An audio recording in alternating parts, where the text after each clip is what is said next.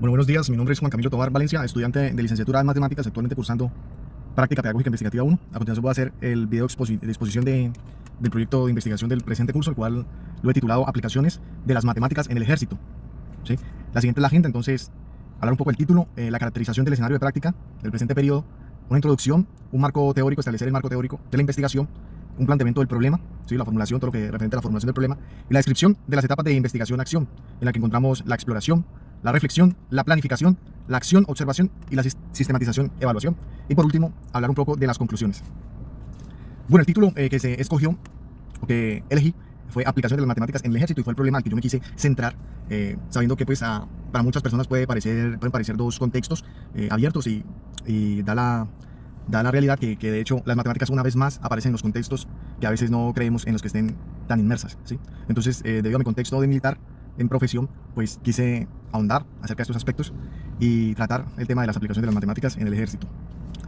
La caracterización del escenario de práctica en el que realicé mis prácticas pedagógicas del curso de práctica 1, ¿sí?, fue en el escenario de la estrategia LIMAT de la Universidad Nacional Abierta y a Distancia, en el que se desarrollan las prácticas de los estudiantes de práctica 1, práctica 2, con los compañeros que también son estudiantes de licenciatura en matemática y que cursan diversos semestres de la licenciatura. Entonces, a lo largo de 7 sesiones propias de grupo y otras sesiones de otros grupos, es decir, intergrupales, pues se exponían temáticas de diversa índole, de aspectos de la matemática, ¿sí? Se trabajó pensamiento variacional, sistemático, ¿sí?, de geometría, de pensamiento numérico y demás. Cada grupo tenía pues esa característica diferencial, ¿sí?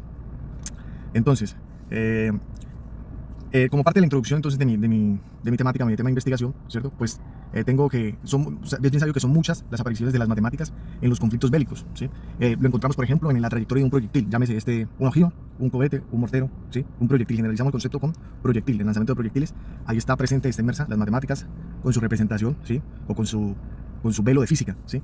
El diseño de fortalezas, en los mensajes cifrados, ¿sí?, en criptografía, que es básicamente la parte de los mensajes cifrados en los conflictos bélicos, y situaciones del campo de batalla, esto direccionándolo más que todo como a teoría de probabilidades, teoría de juegos, ¿sí?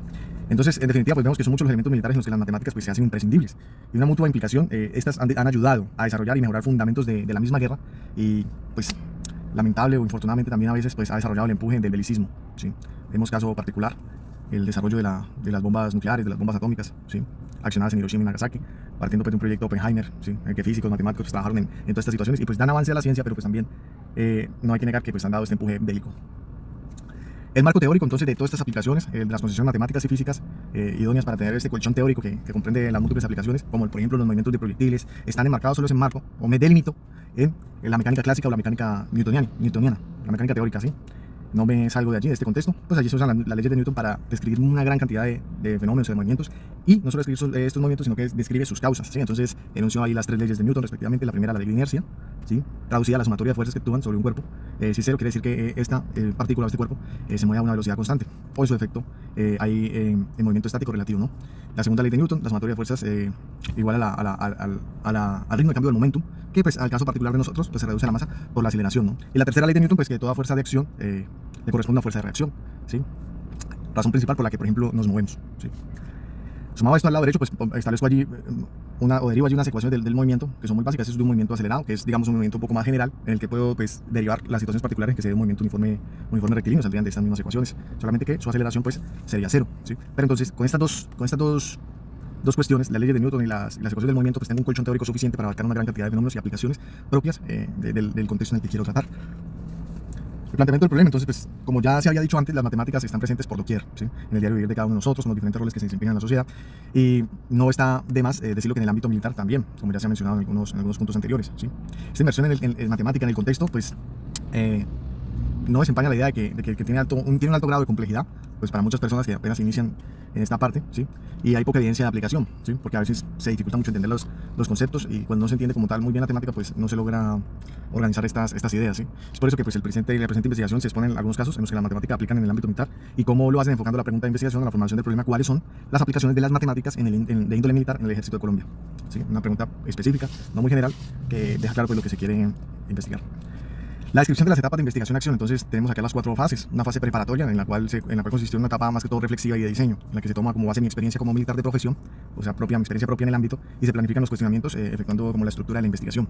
Seguido de esto, una fase de trabajo de campo, ¿sí? En la que se recolectó los datos necesarios acerca de las aplicaciones de las matemáticas en el contexto militar, y se comenzó con un proceso de análisis de los datos más relevantes, es decir, buscar entonces en esas bibliografías, los manuales, reglamentos, cuáles hablaban de las aplicaciones de las matemáticas en el ejército, y poder diferenciar, ¿sí? E individualizar todo este tipo de documentos, estudiar los apartados y pues hablar un poco de ellos. La fase de análisis entonces se realiza como tal el análisis propio de los datos cualitativa y cuantitativamente, ¿sí? Con información matemática y mi experiencia en el ámbito militar. La obtención de resultados y la verificación de conclusiones finalmente, ¿sí? Que es un trabajo, un proceso que se espera pues culminará bien. Y por último, pues la fase informativa en la que se presentarán los resultados finales y se prosigue pues con la difusión de los mismos.